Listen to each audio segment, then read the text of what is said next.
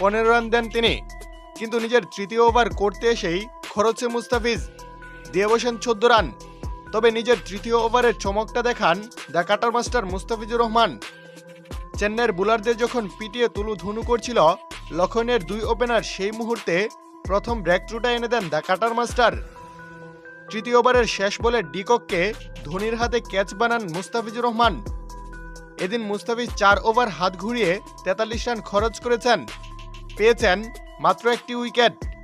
তবে শেষ পর্যন্ত অবশ্য বোলিং ব্যর্থতাতে ম্যাচটি হেরে যেতে হয় চেন্নাইকে। এদিকে ম্যাচ হেরে অবশ্য ফিজের প্রশংসা করেছেন চেন্নাইয়ের অধিনায়ক ঋতুরাজ গাইকোয়াদ। তিনি বলেন, ম্যাচটি মূলত হেরেছি বোলিং ব্যর্থতায়। আমাদের সকল বোলাররা আজ বাজে বল করেছে, তবে মুস্তাফিজ একটু খরচে থাকলেও সে আমাদের প্রথম ব্রেক থ্রুটা এনে দিয়েছে, যা ছিল দুর্দান্ত।